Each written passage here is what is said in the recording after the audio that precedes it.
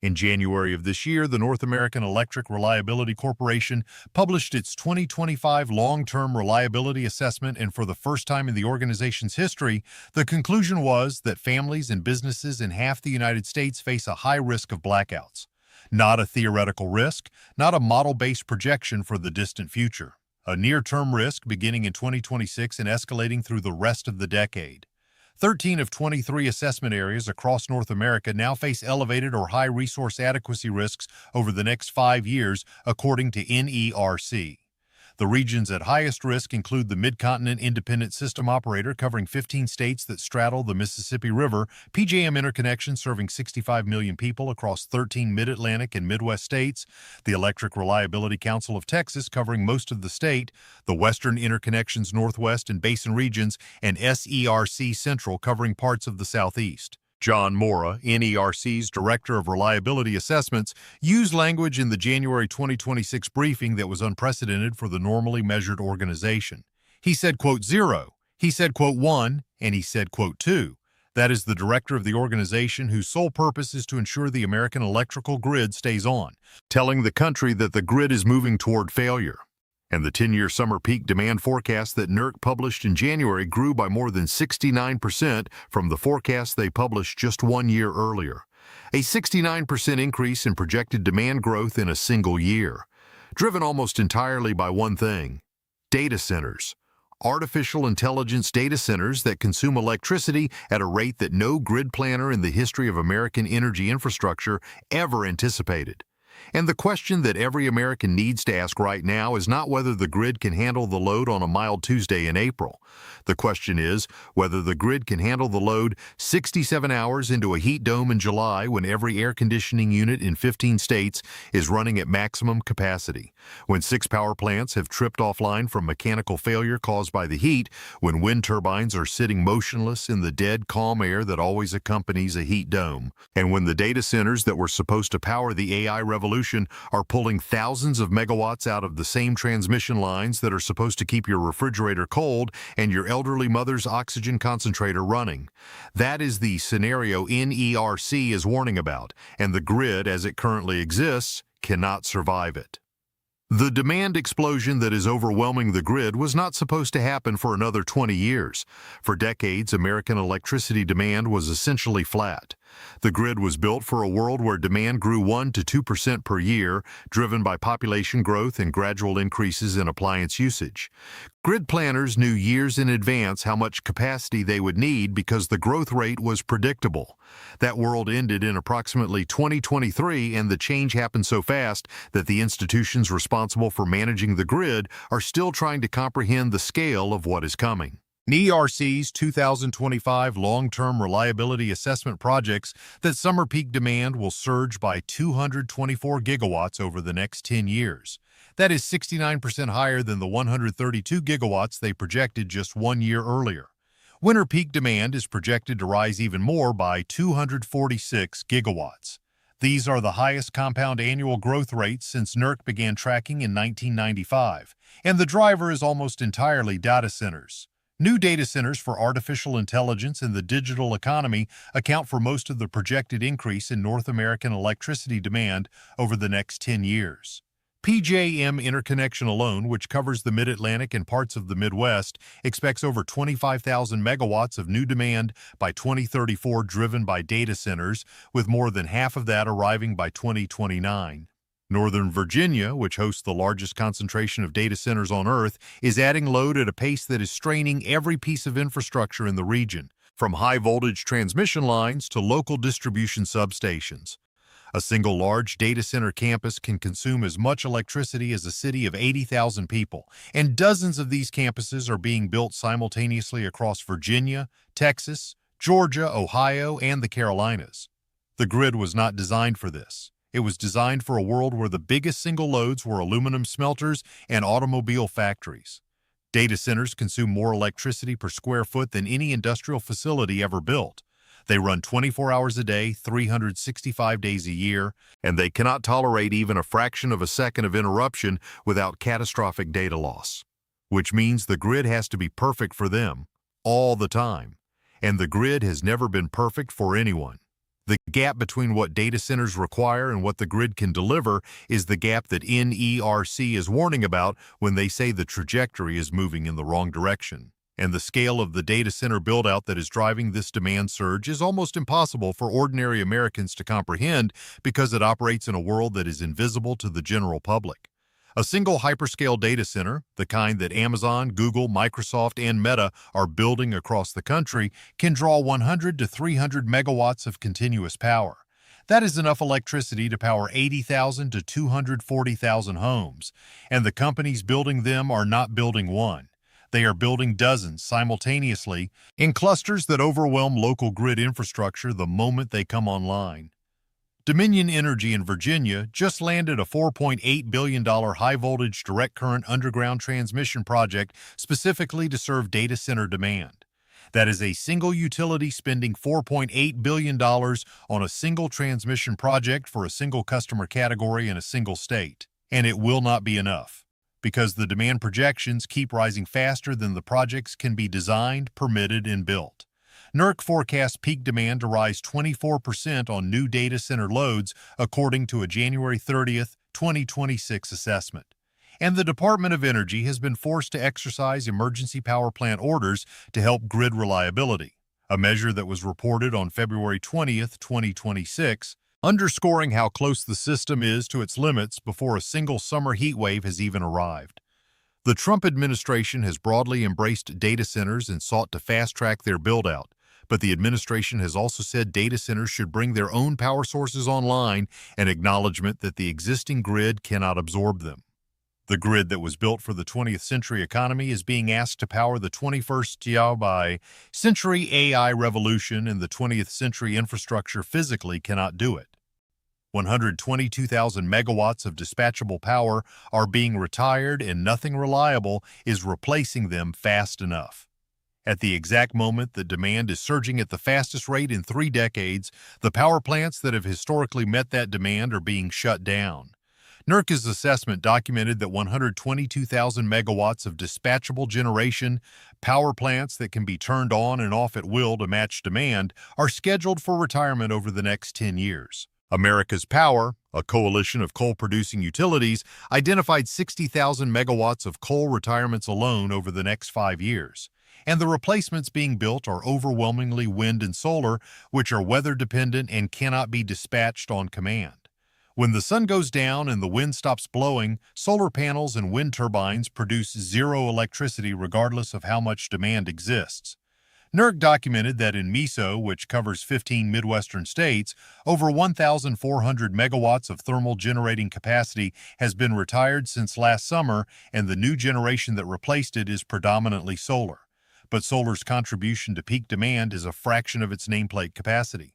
MISO has over 31,000 megawatts of installed wind capacity, but the historically based on-peak capacity contribution is only 5,616 megawatts, roughly 18%.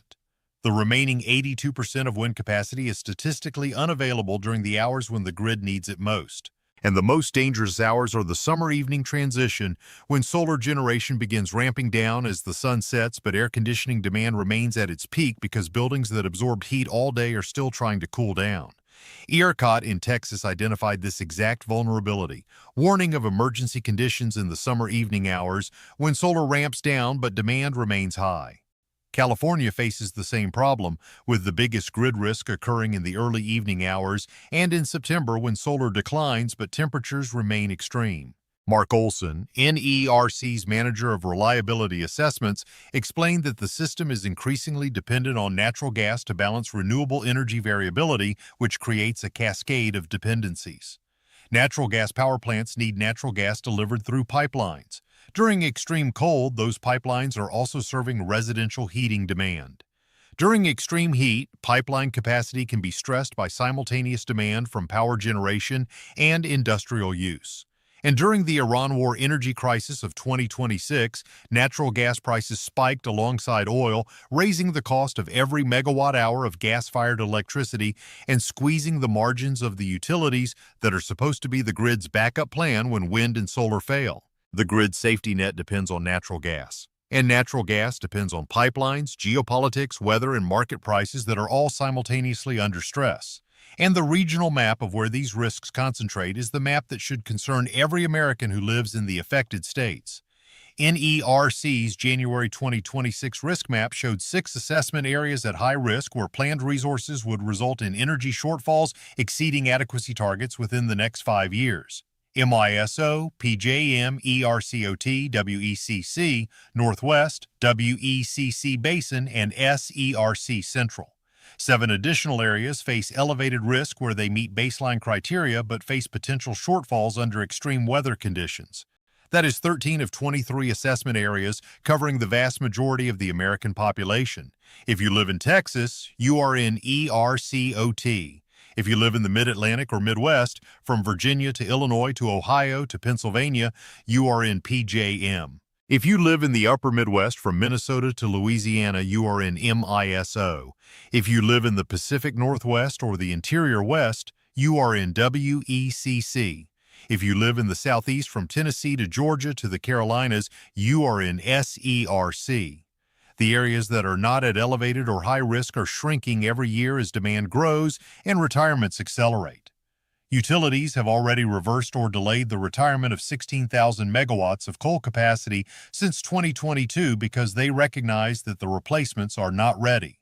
But 60,000 megawatts of coal retirements remain scheduled over the next 5 years, and the political and economic pressure to close these plants, from environmental regulations to market economics, has not been reversed by the urgency of the reliability crisis. The plants are aging. They are expensive to operate. They are being outcompeted by natural gas and solar on price, and they are being retired on a schedule that assumes their replacements will arrive on time. The replacements are not arriving on time. And every coal plant that closes without a reliable replacement is a plant that cannot be turned on when the heat wave hits and the wind dies and the sun goes down and the grid needs every megawatt it can find. The transformer shortage means that when something breaks, it stays broken for years, not weeks. The most vulnerable component of the American power grid is a piece of equipment that most Americans have never heard of and that almost no mainstream news outlet has ever explained. Large power transformers are the devices that step voltage up or down at substations to allow electricity to move from power plants through high-voltage transmission lines and into the local distribution network that serves your home.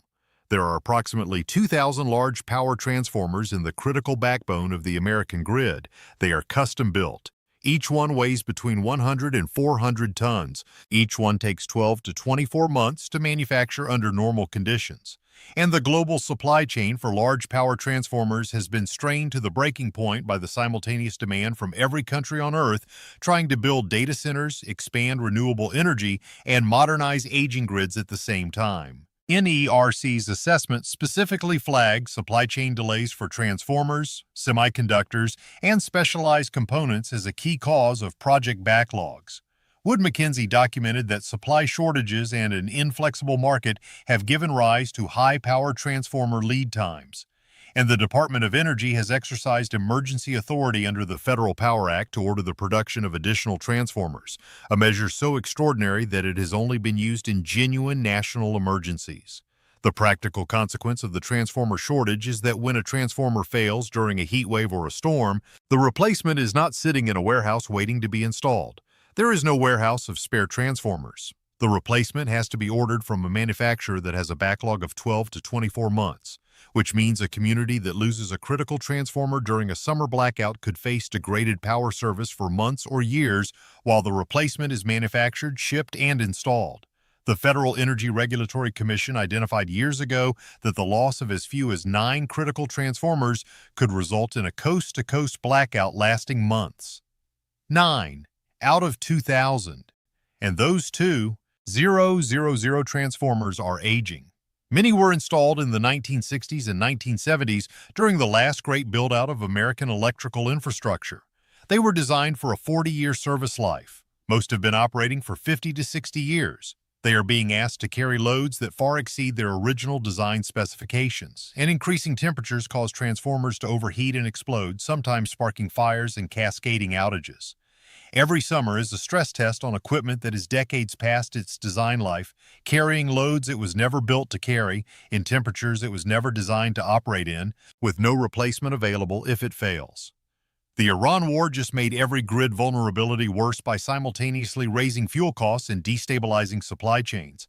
The closure of the Strait of Hormuz and the damage to more than 80 energy facilities across the Gulf has created a global energy supply shock that is directly impacting the American power grid in ways that NERC's January assessment could not have fully anticipated because the war had not yet begun.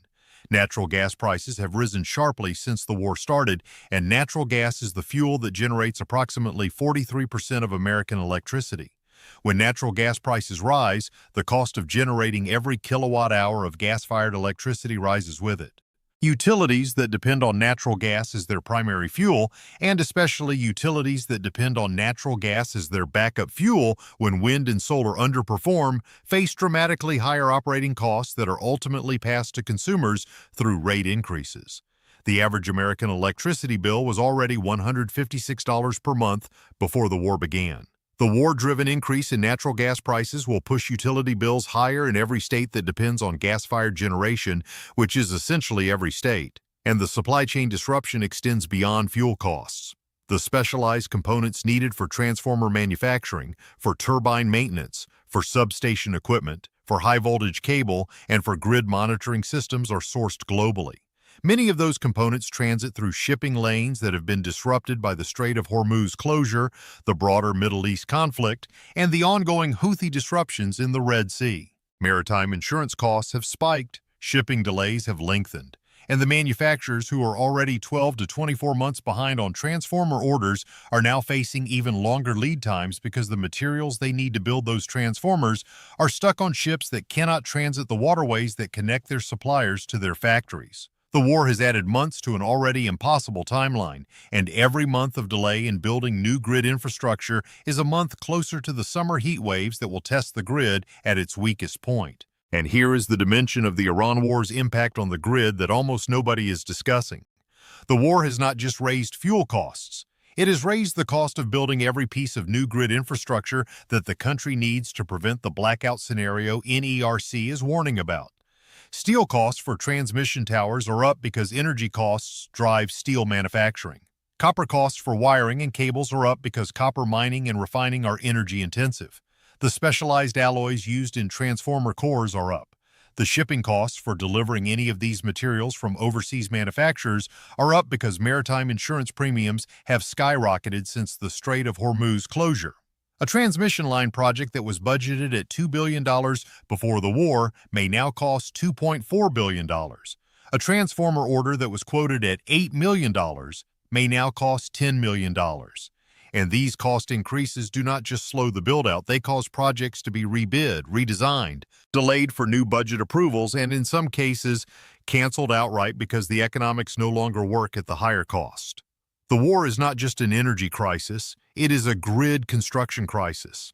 Every day that the conflict continues is a day that the cost of building the grid infrastructure America needs to prevent blackouts gets more expensive, which means fewer projects get built, which means the grid margin gets thinner, which means the probability of the catastrophic blackout NERC is warning about gets higher. The war and the grid vulnerability are connected through a causal chain that almost no mainstream coverage has made explicit.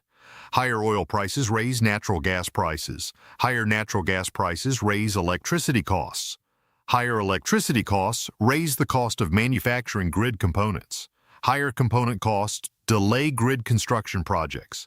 Delayed construction reduces grid capacity. Reduced capacity increases blackout risk, and the blackout risk lands directly on the American household that is simultaneously paying more for gasoline, more for groceries, more for health care, and more for the electricity that may not be available when they need it most. What 67 hours without power actually looks like in an American city and why the death toll would be measured in thousands. A 2023 study published by researchers studying grid vulnerability and extreme heat concluded that if a multi-day blackout in Phoenix coincided with a heat wave, nearly half the population would require emergency department care for heat stroke or other heat-related illnesses. The researchers estimated that 12,800 people in Phoenix alone would die in a single city in a single event. And that estimate was based on a blackout lasting several days, not weeks. In February 2021, Winter storm Uri hit Texas and 4.5 million customers lost power. The outage lasted days. More than 240 people died. Economic damages were estimated at $130 billion. The Texas grid came within 4 minutes and 37 seconds of a total collapse that engineers said would have taken months to restore.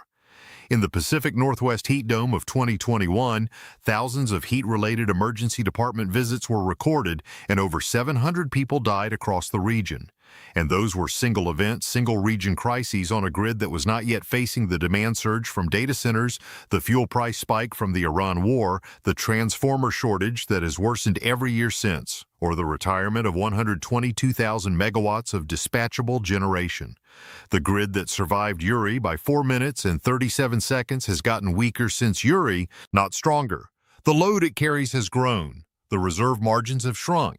The backup capacity has been retired, and the equipment that held on by a thread in 2021 is now 5 years older, 5 years more fatigued, and carrying 5 years more load than it was designed to carry.